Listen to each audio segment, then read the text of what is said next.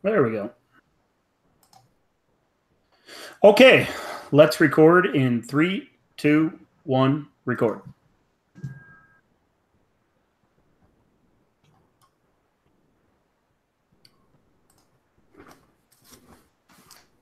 Welcome to another episode of the DLF Dynasty Podcast. I am your host this week, Dan Myler, and with me, as always, Matt Price. Matt, how you doing tonight?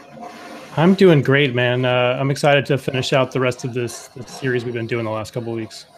Yeah, this top 12 series. We were unable to get our guy Ryan McDowell to join us once again this week, but we pulled in the next best thing, his co-host from the Player Pod here on DLF, George Kritikos. George, how you doing? You ready to fill those big shoes that Ryan left? Oh, I'm going to fill Ryan's shoes, of course. But, he can enjoy Disney, and I'll just enjoy your company instead. Okay. I guess those are big, goofy shoes this week since Ryan decided to take off to Disney instead of join us. But I think we'd all rather be there. Let's get right to the topic at hand, fellas. Last week, of course, Ryan and the two of us, Matt, talked about those top 12 performers at quarterback and running back, and we tried to make a few predictions. We went through the history of the positions and how many typically fall out of that top 12, and then conversely, how many join in. We made some predictions on who we thought would fall out, who we thought would pop into those top 12 conversations for 2018 at quarterback and running back. Now we will do wide receiver and tight end. So let's start with the wide receivers, guys, because like most dynasty owners, I think still, I like to build my team around the wide receiver position. Matt, I know you do a lot of the same. George, I've been in many leagues with you as well, and you're a wide receiver builder. It is surprising to me, as we were putting together the agenda for this week's episode, how many wide receivers fall out of the top 12 every single year. Over the last 7 years, an average of 38% of wide receivers, only 38% repeat their performance as a wide receiver one or a top 12 fantasy football scorer at the position. With that in mind, if that trend continues, 8 wide receivers from the 2017 wide receiver one ranks are going to fall out of the top 12. So with that in mind, the 2017 top 12 wide receivers in PPR scoring were DeAndre Hopkins, Antonio Brown, Keenan Allen, Jarvis Landry, Larry Fitzgerald, Michael Thomas, Julio Jones, Tyreek Hill, Adam Thielen, A.J. Green was 10th, and then the 2 Lions, Marvin Jones and Golden Tate, rounded out that top 12, Matt. Let's do this a little bit differently than we did a week ago, Matt.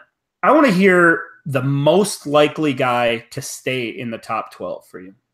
I mean, it's got to be Antonio Brown. Just looking back at this spreadsheet that Ryan set up, I mean, he's had three top overall finishes, 3 wide receiver, 1 overall finishes in the last 4 years.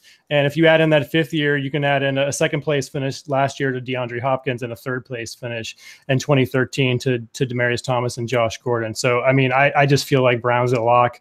And it makes me sad that I don't own him more places. I think I sold 1 copy last offseason and 1 this offseason, kind of anticipating that decline. And it's just not happening with that guy. So I'm going to go with Antonio Brown here as kind of a lock to finish top 5. Yeah, he's definitely a lock to finish top 12, barring any health setbacks, George. Anybody else for you, or are you leaning towards Brown as well? I mean, Brown has to be number 1. I don't think that's particularly close, in my opinion. And we can get into some of the others, but yeah, it has to be Brown. Yeah, it's Brown for me as well. But this is really a who's who among wide receivers. And there were some injuries a year ago, and no doubt there'll be injuries again this year. But guys like Odell Beckham Jr. didn't make the list. Mike Evans missed the cut, of course, as well. But some of the names that did, including DeAndre Hopkins, had that big season, that top number 1 overall wide receiver type of season. It's hard to imagine him falling out of that top 12. barring any health setbacks again.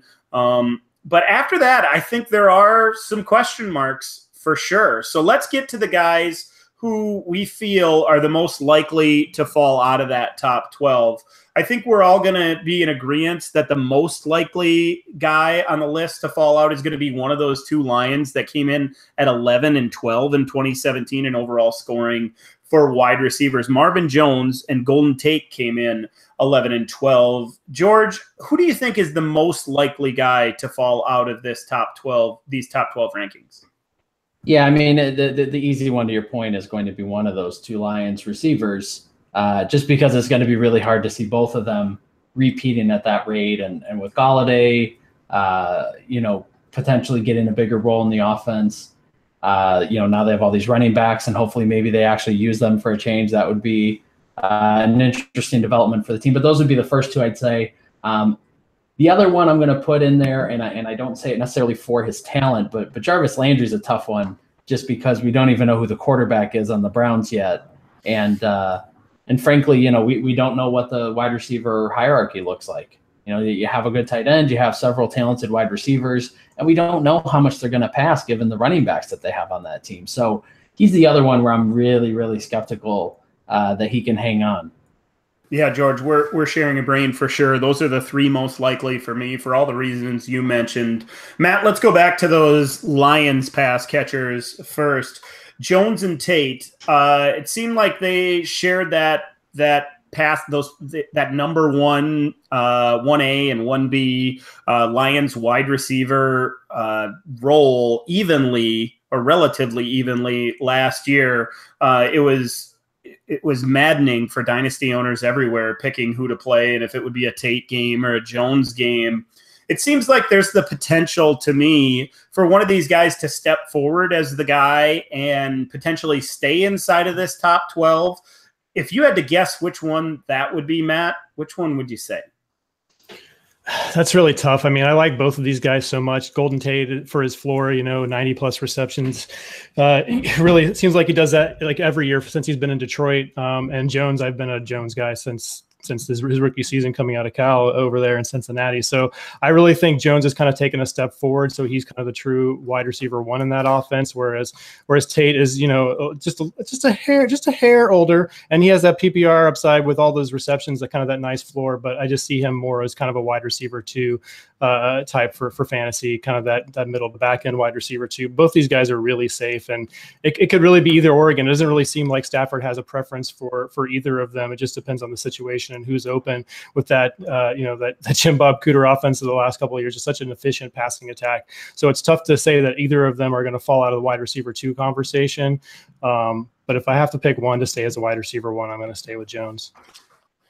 Yeah, you mentioned that they're both safe, and they certainly are. They are inconsistent, though. If I had to choose one, I would pick Tate just because of that consistency, 90-plus catches in 4 straight seasons. If he could find a way to catch more than 5 or 6 touchdowns in a season, he'd be a lock top 12 fantasy option at the position for sure. So I lean slightly towards Tate being the most likely to stay in, although Jones has the touchdown upside, and that always gives you the potential to make the move.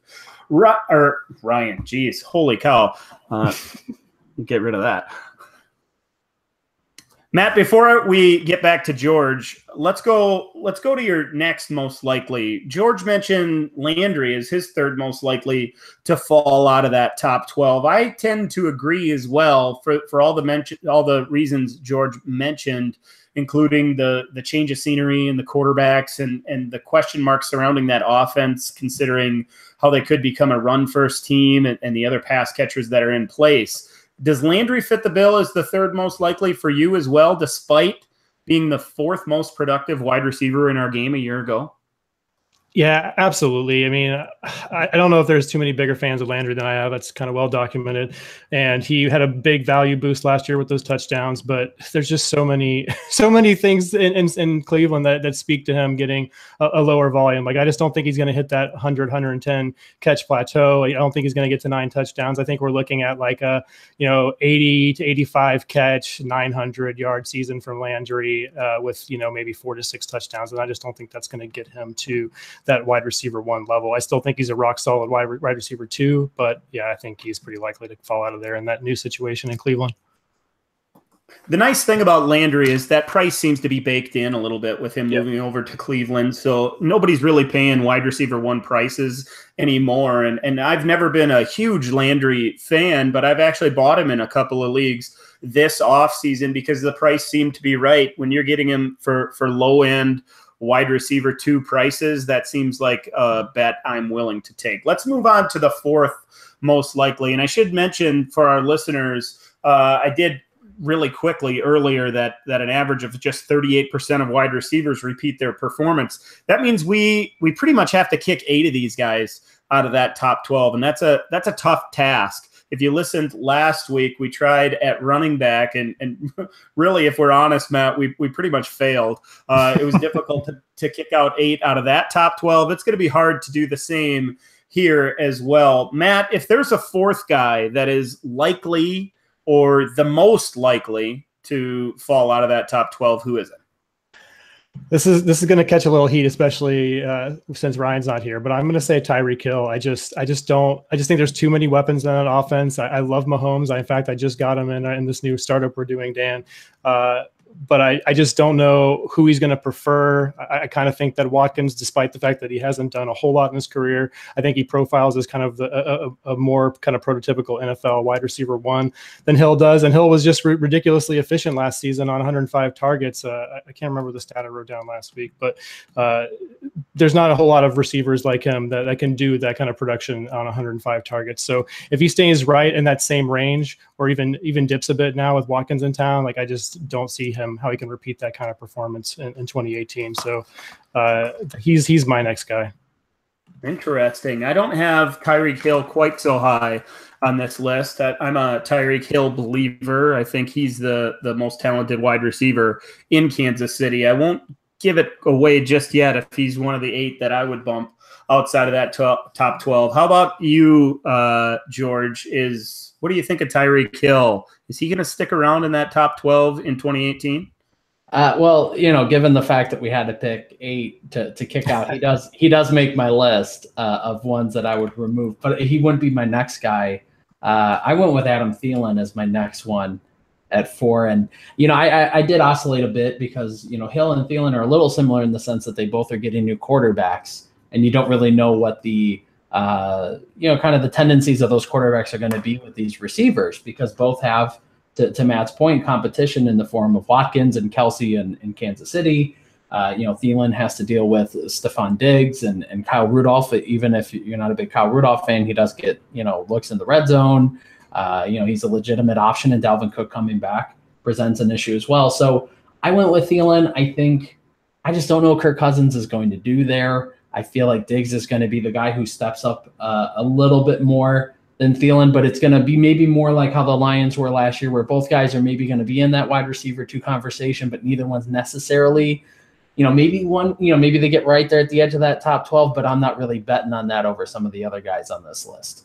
Yeah, Thielen was the next guy on my list as well. And for all the reasons you said there, I also, we talked about Golden Tate being that consistent guy. I could see Adam Thielen falling into that same kind of role. They're not exactly the same player, but for fantasy purposes, they have some similarities. It seems like they could be consistent 90 catch guys. I could see them falling anywhere between 850 and 1,250 yards receiving.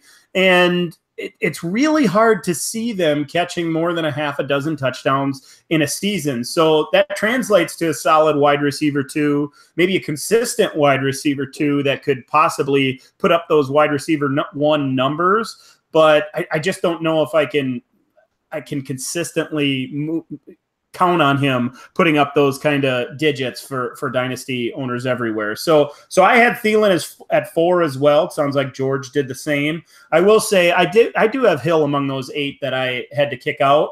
I'm convinced that he'll have another solid season. Sammy Watkins does raise an eyebrow for sure. There are more mouths to feed there now that he's in place. There, of course, the tight end with Kelsey, he has to get his, and that running game is so efficient and deserves so many touches that there's only so much to go around. Mahomes also is a little bit of an unknown. We're all pretty excited about him, but there could be a learning curve for sure for him, and we'll have to see what happens there. So Hill made that top 8 for what sounds like all 3 of us. Let's kick another guy out of this thing, George. Who's your next guy after Thielen? This is, to me, these first couple of guys, these first 4 were a little easier for me, and then I felt like it got a little harder here. And I debated Tyreek Hill here, but I do think he's on the upswing, and I think there's the potential for more targets, and I don't know what Watkins is going to do. So I actually kicked out a guy who's been on the list 3 years in a row in Larry Fitzgerald, because it's an uncertain quarterback situation and a brittle quarterback situation on top of it with just a rookie backing him up. You bring in a guy like Christian Kirk, you have David Johnson coming back. Fitzgerald's a year older, and I don't like to bet against him because he's done me very well over the years. He's a great guy to grab and always is cheap, but that was the next one on my list, and it hurt me, but that's the one that I would bet next. Yeah, it hurt me too, because he was 5th on my list as well. And we've all doubted Larry Fitzgerald so many times, and we've all been wrong so many times. And lately, he's been doing it without the touchdowns and putting up these big numbers. You mentioned Antonio Brown being the most consistent. And then, George, you said three years in a row inside this top 12, putting up big numbers, 100-plus catches. None of us would be surprised if he did it one more time, or even more than that, I guess. He's 34, going to be 35 before the season starts. So Father Time kind of tells us that if there's another guy that's going to fall outside of this top 12, it's probably him. Matt, what are your feelings on Fitzgerald? Does he fall into this range for you? I put him in my bottom category, but I just feel like anybody else that I pick here is going to be betting on an injury situation. And I don't think that Fitzgerald is going to be one of those guys who's going to get injured. I mean, he certainly could. He's in that age bracket, I guess, right? Like we just talked about. And he's got those 2 quarterback questions, but gosh, he's just so consistent. And what else is there to throw to other than David Johnson there? Are we betting on Bryce Butler? Are we betting on Kirk right away? I don't know. I just think we're going to get another 100 reception season out of him, but I can understand the feeling. And if there's somebody from this list that is not going to fall out of it because of injury, I think it probably would be Fitzgerald. Okay, so Fitzgerald's pretty safe for you, Matt. Who's the next guy that's unsafe or has some question marks surrounding him? You're just like jabbing the knife in my heart and twisting it, and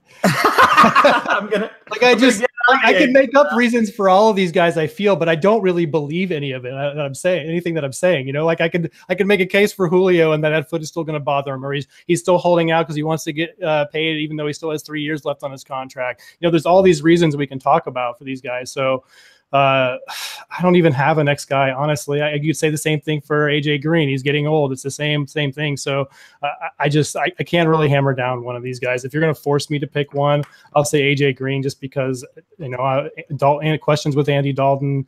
The offensive line, they did get better, but they're still not great. That kind of thing. And we know what Dalton is terrible if he's not protected. So I guess I would have to say AJ Green. But again, I feel like I'm lying to the listeners because I don't really believe what I'm saying here.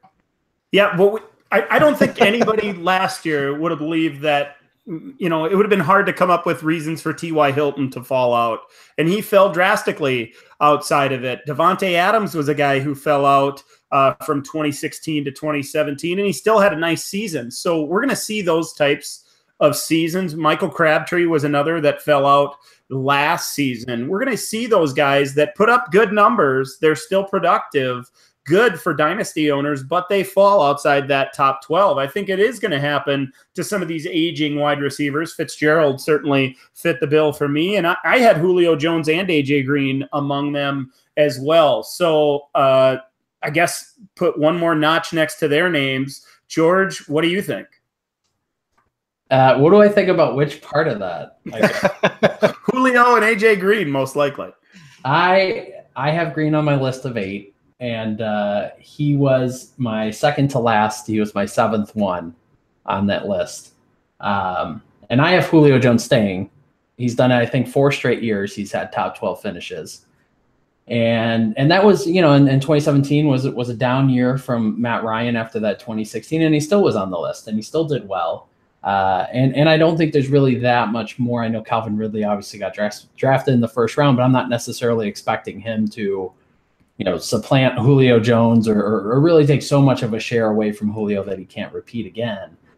So I think Julio is fairly safe outside of, to the point Matt made, that injury type of equation. He's the guy for me where if I'm thinking that if he stays healthy for 16 games, he's the one I feel pretty Antonio Brown as well. Yeah, I had Hill at 6, then Julio Jones at 7, and AJ Green was the last guy for me to fall out. But I did want to say that I'd put an asterisk next to both of those guys, that they're going to be high end. There'll be like 13th and 14th, and some of those surprises will just barely edge them out. Maybe they get the last week of the year off because they're already in the playoffs or something like that in Julio's case. It's almost easier to just go ahead and say who your locks are. Like my locks to stay in are Hopkins, Brown, Allen, and Michael Thomas. Like everybody else, I feel like have a chance to go. I think those 4 are locks. But like I just said, I don't feel like these older guys are ready to go yet. So I was just about to ask who the 4 that stay in are for each of us, and I agree completely with your list there, Matt. I did go back and forth a little bit with Keenan Allen, but it was all health related for me, really. And the Mike Williams thing, I think all of our listeners know that I'm a fan and believe he'll be very productive on Sundays for dynasty owners everywhere. I just don't think it's going to take away from Allen and his upside. In fact, I think if there's a guy that is going to unseed one of those top 2, DeAndre Hopkins and Antonio Brown, it's probably Keenan Allen because he has wide receiver 1 overall upside for sure. So, George, who are the 4 for you that are locks to stay in? Yeah, so I had 3 I felt very confident about in Antonio Brown, Michael Thomas, and Julio Jones, because they are guys who've done it multiple times. They've done it multiple years in a row. There weren't a lot of changes to their offense. I felt pretty good about their situations. I dropped Hopkins off my list, and I put Keenan Allen in as one of my 4. And the reason I went with Allen over Hopkins was I felt that Hopkins has a pretty good injury history. He's dealing with a quarterback coming back. And I know he finished 1st overall last year, but he's been in and out over his career a little bit. So I didn't feel quite as secure with his situation and with everything as I did with Keenan Allen. I know Keenan Allen has his own injury history, but I did like that, Allen's clearly the guy there. Hunter Henry now is out for the year. There's no Antonio Gates there. I actually don't feel like there's a lot of competition, and I feel pretty confident in Phillip Rivers. So I like the Keenan Allen situation, and that's why I included him as my 4th guy amongst my guys who would retain top 12 status. So we're all in agreement that Antonio Brown, Keenan Allen, and Michael Thomas are going to be top 12 performers once again this coming year. Matt and I both say Hopkins. Well, George says Julio, and he's an outsider, so he doesn't really count. So we're going to keep our 4 in, Matt, which leaves out Marvin Jones, Golden Tate, Jarvis Landry, Adam Thielen, Tyreek Hill, Larry Fitzgerald, AJ Green, and just barely, because he'll be 13th, Julio Jones, right, fellas? Okay, so we've decided who's going to fall outside of that top 12. We need to figure out who's going to take their places, guys. There are a lot of really nice names here. when you go through the list. And some of them I mentioned earlier as guys who were top 12 performers in 2016. The guys who fell outside the top 12 after being wide receiver ones the year before were Jordy Nelson, Mike Evans, T.Y. Hilton, Devontae Adams, and Michael Crabtree. So also Doug Baldwin and Odell Beckham Jr. Fell outside of the top 12 this past season. So some nice names to think about there for sure. Matt, who do you think is the most likely to jump back into that top 12? This is easy. It's OBJ. I mean, he got off to his historic start. He had a bad leg injury last season, and that's the only reason why he was not included on this list. So that's kind of lockstep. I think that he's back in there in that top 5 discussion. George. Yeah, I'm with Matt there. That's a pretty easy one. I don't expect barring another injury for OBJ to be outside of the top 12. Yeah, another guy that we've seen it in the past, that wide receiver one overall potential OBJ is most likely to jump in. I think we'd all probably agree that Mike Evans certainly belongs in this conversation as well. We could probably debate where he's going to finish, but that's not really what we're talking about today. George, is he one of your guys that will jump inside of that top 12?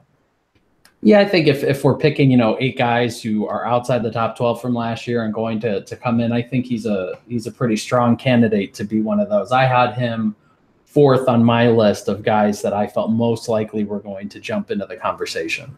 Interesting. We'll find out who numbers 2 and 3 are here shortly. Matt, I had Evans at 2, but certainly had some other guys I was considering. Where did Evans fall on your list? He was 4th for me as well. Okay. I'm assuming I know who the 2 guys are above Evans, Matt, but go ahead and fill us in.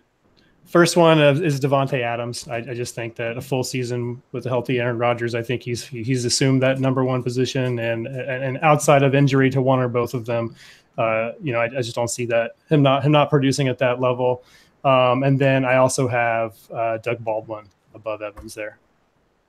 Okay, I figured Adams would have been inside of that 2-3 range. Kind of figured somebody else to be the other guy outside of Baldwin. Baldwin did make my list of 8 guys that could potentially jump up there. Not nearly that high though. George, who was your number 2 and 3? I had the same thing that Matt did. I had Adams 2nd, and he was really close last year. So it's not really a big leap to suspect that he would get there. And then I had Baldwin 3rd as well with Jimmy Graham gone. Their running game's unproven right now. And Paul Richardson is gone as well. So I feel like the offense is all his at this point. And the defense is terrible. Yes, exactly. Oh, I feel like a little bit of an outsider now. I was the only one that didn't have Adams 2nd or Baldwin 3rd. In fact, I had Baldwin all the way down there at 5th. My 3rd guy was Adams, and then my 4th guy was actually Allen Robinson. It hasn't really been much of a secret that I feel like Robinson's going to make a big splash in the Windy City. It seems like there's a lot of dynasty owners sleeping on him. To me, maybe it's the landing spot in Chicago. Maybe it's the quarterback in Chicago. Maybe it's the ACL that forced him to miss all but one series, I guess, or just a few plays in 2017. Sour taste in dynasty owners' mouths everywhere. I think he is very, very likely to make a big jump in this coming season. The last time he played a full season, he had 73 catches for 883 yards and 6 touchdowns in Blake Bortles' horrid 2016 season. The year before, though, 80 for 1,414 touchdowns. I tend to think he's going to fall closer to the 2015 version of Allen Robinson than the 2016. I know it's been a few years, but Allen Robinson is a guy who won on all my dynasty teams, and he seems like he's being valued in the teens, and by this time next year, to me, it feels like he'll be valued inside of that top 10. So Robinson is 3rd for me. I think we all agree on OBJ, Evans, Adams, and Baldwin. Let's go to number 5 for you guys. Matt, who's that 5th guy that's going to make the leap? It's Stephon Diggs for me, and he's just got to stay healthy, you guys. I think he has the talent to be there. It's a question mark whether or not Kirk Cousins is going to prefer him to Thielen at this point, but I think he's the same kind of player as Antonio Brown. Like, that's obviously a lofty statement. Seeing we just said Brown has been a top 5, or really the top in the top 3 the last 5 seasons, basically, in the NFL in terms of fantasy finishes at the position. But we've seen flashes of it. It's just always seems like he doesn't deal with those little nagging injuries very well. So if he can stay healthy, that's the one concern for him. Otherwise, I think he's going to be in that and could just kind of swap positions with Adam Thielen there in terms of their overall fantasy finishes. Yeah, you mentioned it there, Matt. The inability to shake off those small injuries is so mind-boggling for me, because I've been a Diggs supporter for a long time, since he was at Maryland, really, and it feels like he should make that surge. Now, he's a contract year wide receiver, 4th year wide receiver. Going back, we all know what that means for those wideouts, and it really seems to me that this could be a breakout. I was nervous putting him among these 8 to make that leap. You had him all the way up at 5, though. George, who do you have at 5? So I went different from both of you, so we got a little dissension here. I went with Alshon Jeffrey because I feel like there's a lot of opportunity there for him. I know Wentz is coming back from the injury, but it seems like everything is saying that he's doing well. And even if he's not, Nick Foles did a pretty good job last year. So I'm not too concerned there. I don't see Nelson Aguilar doing nearly what he did last year. They lose Torrey Smith. I think Mike Wallace now is on the team, if I remember right. But really it's Alshon's show. He has great touchdown upside. He's been a top 12 receiver before. I just like the situation, and I just feel like, there definitely is, for me, a top 4. Honestly, I'd say a top 3. I would argue Evans is almost in his own little mini tier. And then I think Alshon's kind of closer to Evans than maybe he is to those top 3. And maybe the next guy that I say is probably in that same range too. So I actually glazed over Alshon Jeffrey when I was prepping for this episode.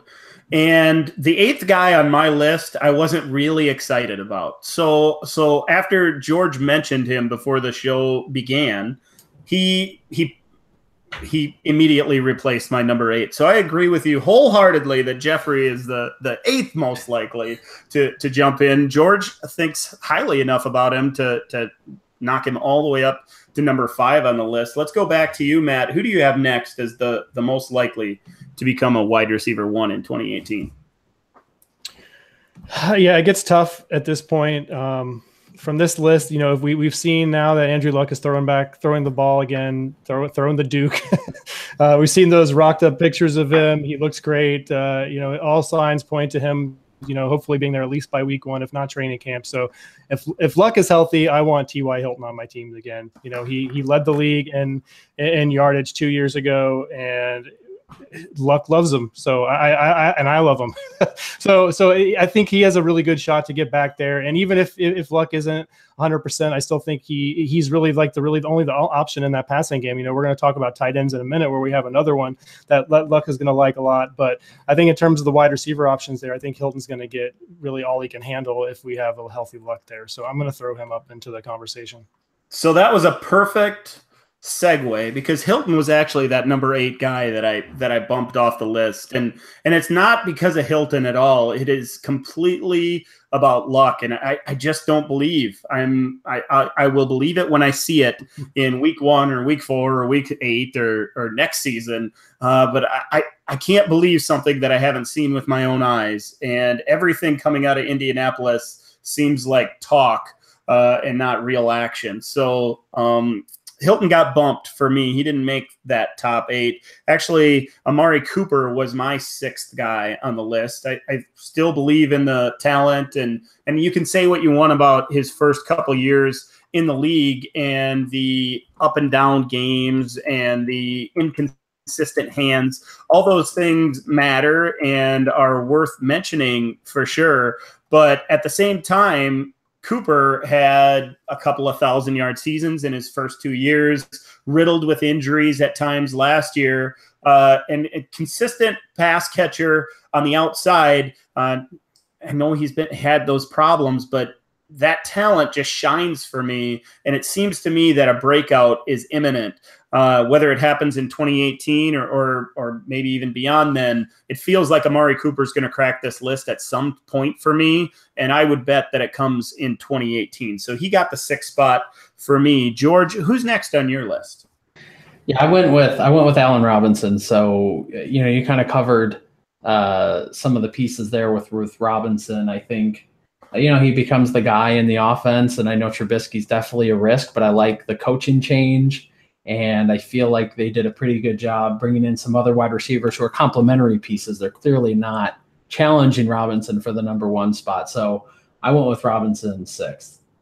Okay, good choice. I couldn't agree with you more. Matt, who's next for you? Oh, man, this is tough. I went with Demaryius Thomas. No, Matt, you weren't willing to kick out 8. So if you want to quit, you sure can. Yeah, I wasn't, and I don't feel confident about the rest of these guys. Robinson was my 6th too. I just skipped him because we had kind of already talked about him. But then my next guy is Demaryius Thomas. We've got a quarterback upgrade with Case Keenum. Case Keenum did good things last season. So I feel pretty good about Demaryius Thomas. If he doesn't reach that top 12, at least like hitting that upper end of the wide receiver 2. So he would be my next pick here. Okay, and the last couple guys for you, George. Who else made that top 8 for you? Yeah, so I also had Demaryius Thomas at 7. I think that he was an interesting one. To Matt's point, Case Keenum being doing well last year. He supported a top 12 wide receiver last year, and another one who got pretty close. So I went with Thomas, and then my number 8 was kind of a curveball. I went with a leap of faith here, and I went with Jamison Crowder, and I just think that he kind of fits that profile of that PPR, high catch rate. He might not get a ton of touchdowns, but he could have a Golden Tate type of season and kind of sneak into the top 12. We've seen it with Randall Cobb, although Cobb's was maybe a little more touchdown dependent. But we've seen it in the past where some of these kind of more PPR, short, depth of target type receivers get in. And Crowder just seems to fit the mold. And I think with the way things have shaken out this offseason, he could be in position to sneak in there. Wow, that's an interesting one. Our listeners enjoyed that, I'm sure. I won't be agreeing with George on that one, Matt. How about you? Did he talk you into making him number 8? I understand the argument, but I don't know. I cannot say that he won't, but that's really tough. I just don't know which one of those weapons are going to work out. Dan, I know it's probably Doxson for you, and would you consider him as a potential to get to the top 12? No, I wouldn't put him up that high. I think he has wide receiver 2 upside, and maybe there's the potential that those 2 receivers split a little bit and both have big seasons. I guess there's the chance that one of them blows up and the other one's a dud, and it could be either, really. Although Crowder's shown that he's been more capable to this point. I really can't see both of them making that kind of leap, or even one of them jumping all the way into the top 12. I just see Crowder, Thompson, and whichever tight end kind of is healthy, whether it's Reed or Vernon Davis or whoever. I just kind of feel like those 3 are going to kind of occupy similar areas of the field, and I just think they're all going to, kind of screw with each other's target numbers. Sure. So is there anybody else for you, Matt, that deserves mentioned here? You asked for a dark horse, right, earlier? Right. So... Well, I was going to get to that. Okay. Well, I'll hold off on the dark horse. No, okay. That's about it for me there. Okay, if that's it for you, let's go to those dark horses, those guys that could come out of nowhere. And I really want it to be known that I tried really hard to get Juju Smith-Schuster into this top 8, into these 8 that would make the leap. But with Brown being so consistent and me picking him as the most likely to be the number 1 overall wide receiver, him and OBJ, and then Keenan Allen as the dark horse for that title, as well as DeAndre Hopkins. It just was difficult to put 2 guys from one team. I went back through, and it has happened a couple times in the last 7 years, but it's so unlikely to have two guys put up those types of seasons. Of course, Marvin Jones and Golden Tate were top 12 receivers a year ago. All that said, I wanted to put Juju Smith-Schuster in there, just couldn't do it. So with that in mind, let's talk a little bit about dark horses to make that big leap. Now, this might not be somebody out of the top 15 or 18 or 24 even in our rankings on DLF or in your specific rankings, Matt. Who's the guy for you that could make an unreal jump and become the next big thing for dynasty owners? I've got three. Do you want them all? Well, let's have them. The first one is Josh Gordon. I think that's probably fairly obvious. His ADP has been rising ever since, really since he got reinstated last season, and he's up at wide receiver 21 in average draft position now. So he's knocking on the door of that anyway in terms of ADP, and I really do think he's going to be the number one show in town there pretty easily. I mean, they're obviously the camp reports or whatever this time of year, but there's been nothing but positive news from him. It seems like he has his head on straight. And I'm excited to see what he can do with Tyrod and Baker, honestly. I mean, Tyrod is the one that kind of supported Watkins during that unreal run he went on several years ago. So I think he could do similar for Josh Gordon. So that's one. And then digging a little bit deeper, I think it's time we have two top 12 receivers in Green Bay again, Dan. What do you think? So I'm going to throw Randall Cobb on there. I think he is going to get bounced back. He's got kind of a lot of buzz this offseason as a buy low, all the way down at wide receiver 47 in ADP. So he's still fairly cheap. I think he has a chance to jump up there, if not into wide receiver 1, at least into those high wide receiver 2 ranks. And then my last one here, even deeper than that, Brandon Cooks is gone. Julian Edelman is suspended. I really like Chris Hogan. I like what he did last year when he was healthy. I think he was the true wide receiver 1 in that offense last season. So if he can get off to a hot start and stay healthy, I think he has a shot of kind of finishing as a fringe wide receiver 1 also. Well, I had 3 guys on my list, and you took 2 of them, Matt. So we're sharing a brain there. George, who are your guys that are dark horses to make the big leap?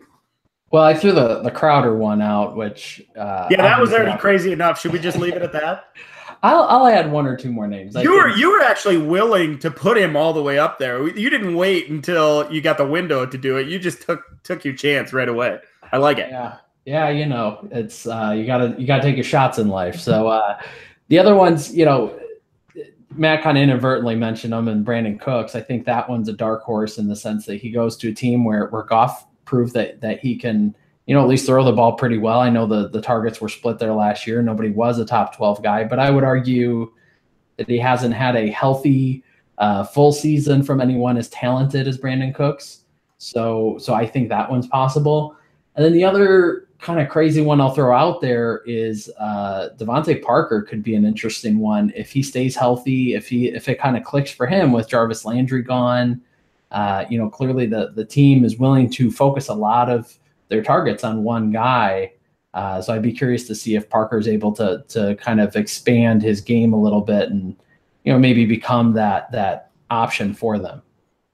Yeah, interesting names for sure. Cooks was actually one of the guys I considered for that 8th spot as well. I thought about putting him inside of those guys most likely to make the leap. Randall Cobb and Chris Hogan both made my list of sleepers with the potential to make the big jump. And then my last guy was another deep one, Pierre Garçon, with everything happening in San Francisco, all the good things that we all saw towards the end of the season, and the lack of adding more skill players or at least wide receivers in San Francisco, and the ones they did add with Pettis and is a rookie. So it seems to me like Garçon has the potential to catch 90-plus passes, and if he finds the end zone enough, he could sneak his way into the bottom end of those top 12. So there were 5 receivers that made all 3 of our lists as the most likely to jump into the top 12. OBJ, Mike Evans, Devontae Adams,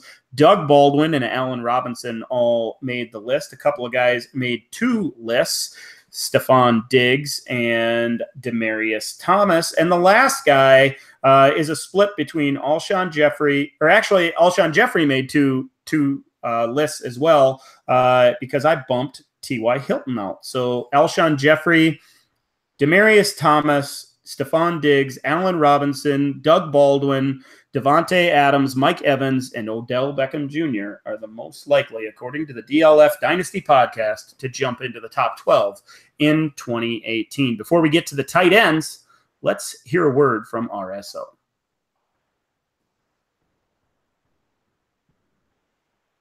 So we're back, fellas. Again, with me this week is George Kritikos and my buddy Matt Price. I'm Dan Myler. We're about to talk about the top 12 tight ends from 2017 and who's going to translate over to the 2018 season. This is going to be relatively quick compared to those wide receivers, guys. It seems like tight ends of all the positions are the most likely to stay inside of the top 12 from season to season. It was interesting during our study or our time getting things together for this episode. Tight ends over the last 7 years have an average of 51% that will repeat their performance as a top 12 fantasy scorer. With that in mind, guys, that means that 6 tight ends from 2017 are likely to fall out of the top 12. The top 12 from last year included Travis Kelce, Rob Gronkowski, Zach Ertz, Delaney Walker, Evan Ingram, Jimmy Graham, Jack Doyle, Kyle Rudolph, Jason Witten, Cameron Brate, Ben Watson, and Jared Cook. So it's an interesting list, guys. I think it's pretty easy to mark off the 3 or possibly even 4 most likely to repeat, that being Travis Kelce, Rob Gronkowski, Zach Ertz, and Evan Ingram. Some of us might throw Jimmy Graham into that conversation as locks to finish as top 12 tight ends. Outside of those top 5 that I listed there for me, Matt, are there any surprises for you? To fall out or to stay? To stay. Talking about who's I don't know if there's surprises. I think Walker is pretty close to a lock. I think Kyle Rudolph is pretty close to a lock. Those would be the next 2 guys that jump out to me as ones that I would have a hard time seeing fall out of that list. All right, I listed the 5. We're allowed 6, so Matt naturally threw out 2 more to make it 7. George, how about you? Who's the most likely to stay in for you? So I had Walker as well staying, and then you threw out the 4. Okay. I had all 4 of them in as well, and then I actually had Jack Doyle in my 6. I do. Wow, interesting. So we're gonna have some differences of opinion. To me, it seems like Jared Cook and Ben Watson are likely to fall out. Cameron Brate is likely to fall out. The most likely one, of course, is Jason Witten because of the retirement. I thought Jack Doyle with Eric Ebron showing up there in Indianapolis, there's the potential for some split. And if there's one of those tight ends that's going to become the pass-catching tight end, or most likely to be the pass-catching tight end, I think Ebron has a chance to separate himself a little bit there as well. So let's move beyond the most likely to fall out guys, because it seems like there's kind of an obvious top 4. You 2 agree on Delaney Walker staying in as well, and then maybe we can talk about Rudolph or Doyle or Jimmy Graham as well. I'm pretty excited about his upside. I know you are as well, Matt.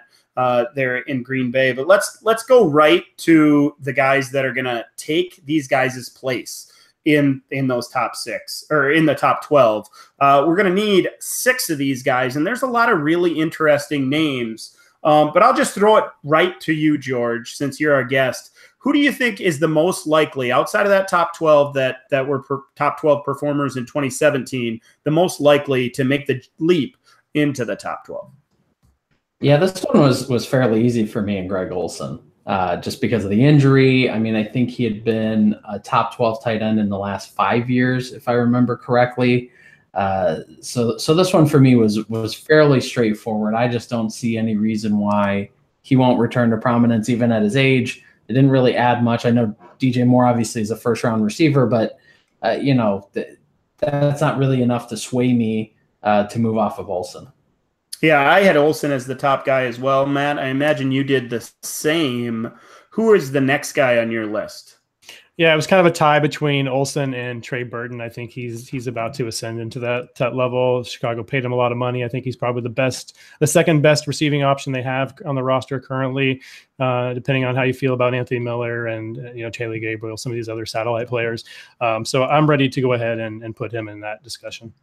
I am as well. Burton was the second guy on my list for sure, really easily over some of the other options.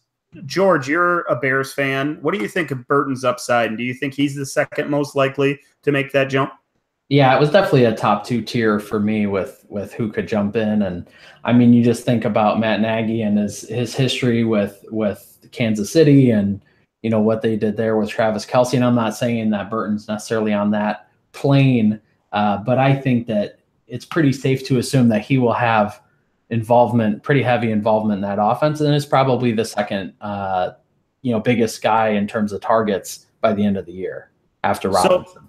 So the three of us agree that those are the top 2 that are likely to become top 12 tight ends in 2018. It gets a little dicey after that for me, Matt.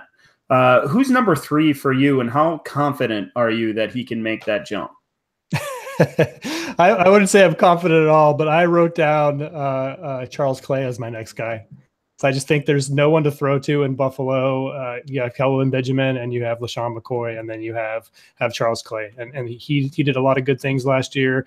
He got nicked up a little bit. That's always, again, the concern with him, both when he was back in Miami and in his early career in Buffalo. But when he's on the field, it's been shown that he is pretty involved in that offense. So I went with Charles Clay there. I think he's got a good shot to join that group. Clay is an interesting one for sure, and I had him in the 6 that I had to find as well. Not quite that high, but certainly among the names that are interesting. A lot of these guys that you'd think of that are most likely to make the leap and become starting tight ends for us are that injury-riddled group of Eifert and Jordan Reed. Austin Seferian-Jenkins seems to fit in a little bit. And when I was considering these guys, it seemed like Clay stuck out to me as at least he can stay healthy. At least he doesn't have the off the field concerns. And there's just simply not as many targets, like you said, Matt. So Clay fit in at six for me. Matt, who was the third guy George, who was the third guy on your list? Yeah, I went with one of those injury-riddled guys. I went with Jordan Reed just because he had done it the previous 2 seasons. He gets Alex Smith, who clearly has a fondness for throwing to tight ends.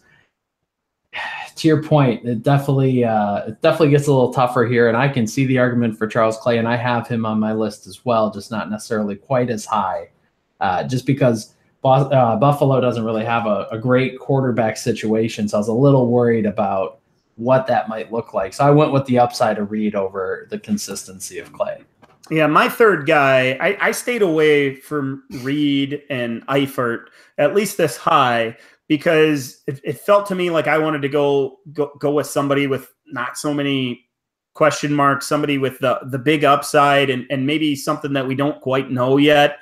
So I went with Kittle from San Francisco, and it's not that I'm a huge Kittle fan like some are out there. It's just that I, like everybody, can see that there's upside in that offense. It appears that he's going to be the tight end there, the pass catcher, and there is the potential for Jimmy Garoppolo to connect with that guy over and over, especially in the red zone. So it seems like there's low end tight end 1 upside at the very least. So I went with Kittle at 3. Matt, who do you pick next? Again, we're at the point where none of these feel good, but I'm going to pick Austin Hooper next. He flashed a little bit last season. He had that really I don't remember, was it week 1 or 2 when he had that really long touchdown, 80 yards, something like that. So I think we've been waiting for him a while. I think he probably knows that this is going to be a make or break year for him. So he's better show something, or he might be looking for a new job once that rookie contract is up. So, it doesn't feel great, but alongside Julio and Calvin Ridley, I think he's probably the next best option there in the receiving game. The running backs are always going to figure in there too, but it's time for him to put up or shut up, basically. So I threw him in there. Yeah, couldn't quite do it. I couldn't make the leap. And like you said, you don't feel good about it. I certainly don't either. I considered Hooper when I was considering those last couple spots, and it was just too hard for me to make that leap. George, who's next for you? Yeah, I went with Kittle on this one, and it was tough, but I just think he has the upside. I like Garoppolo. That receiving core, you just have no idea what that's going to look like. So yeah, I went with Kittle, just thinking that the opportunity is clearly there. He just needs to take it.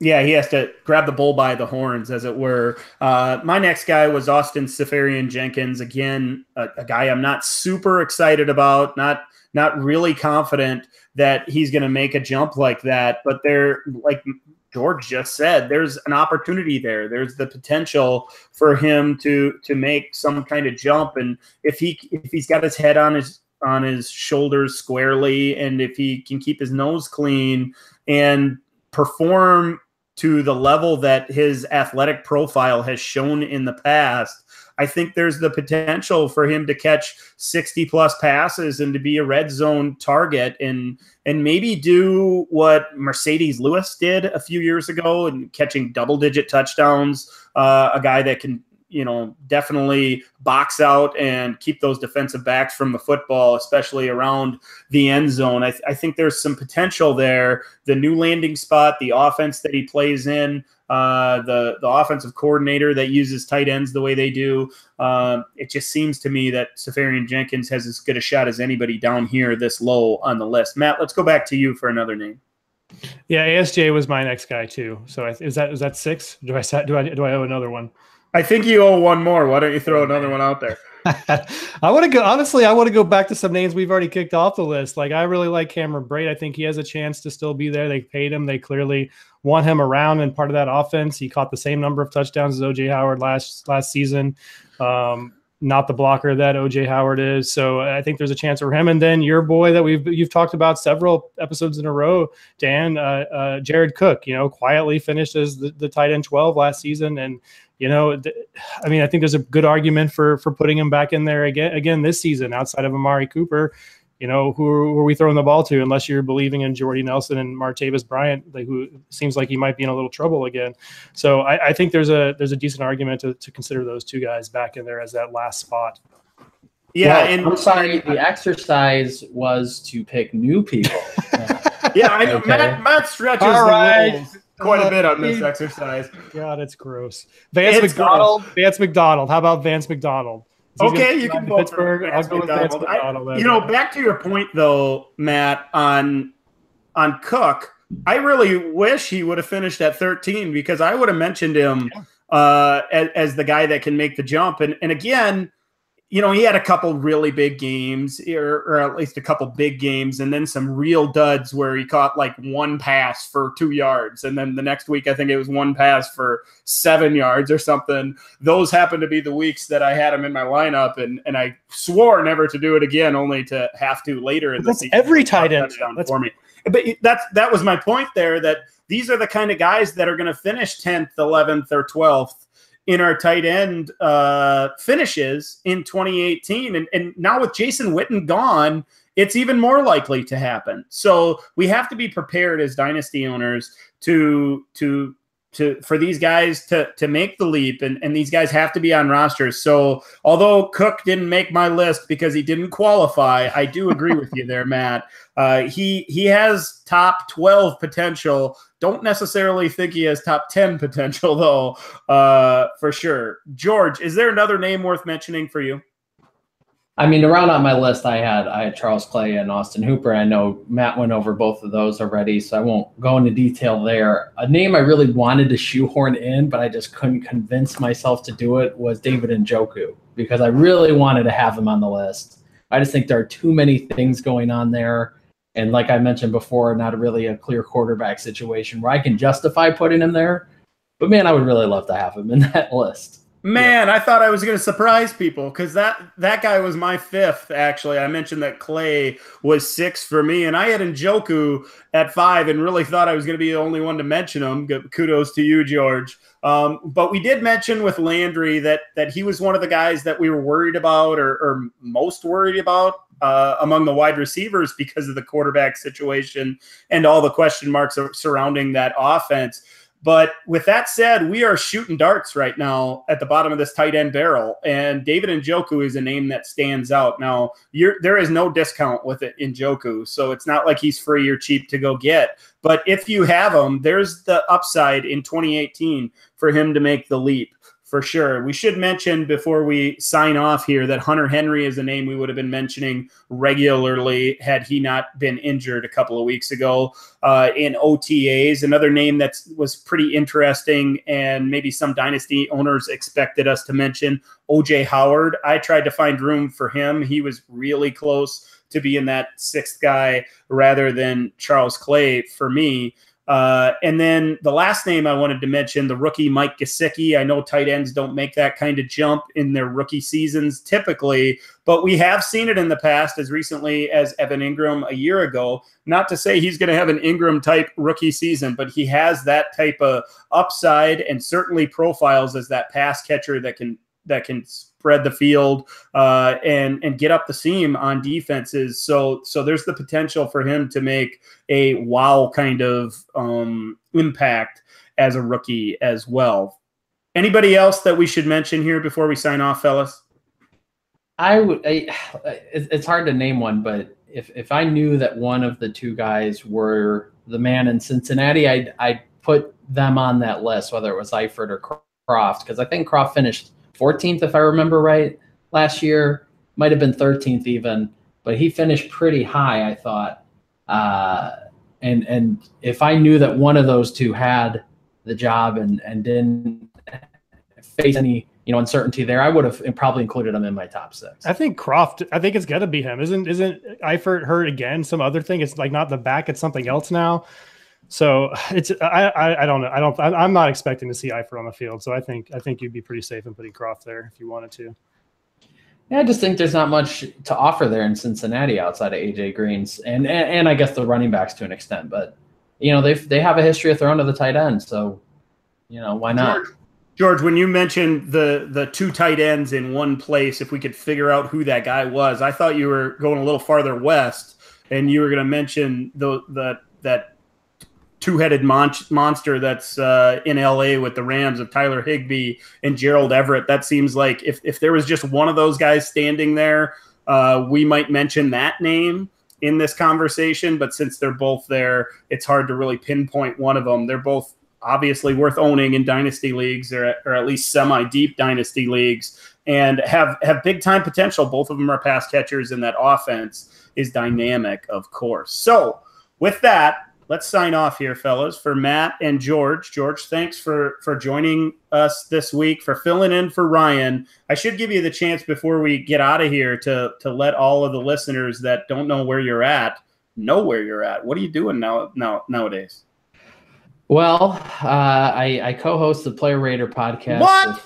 You were back at DLF? Crazy things have happened in the 10 weeks since I've been on the podcast. So yeah, great. I figured all that campaigning Jeff Miller did would have kept you out, but I guess he doesn't have as much pull as we thought. No, I came in as a third-party candidate and was able to get back on the ballot. So lucky for me, democracy and all that. But yes, I'm on the Player Raider podcast with Ryan McDowell. At RotoHack is my Twitter handle. And then I'm also in the midst of a move for personal news. So things are busy, but good. Busy, but good indeed. So if you're not listening to the Player Raider, go do that right now. Listen to George and Ryan. I'm sure we'll be looking forward to some written stuff from George as well as the season comes along and beyond then. So keep it right here at DLF. For George and my buddy Matt, I am Dan. Thanks again for listening to this episode of the DLF Dynasty Podcast. We'll catch you again next week. There we go. Sorry, George. Holy cow. What kind of host doesn't let the guest pimp his wares? Oh, it's all good. I still have to record one of those drops or whatever, and I've been putting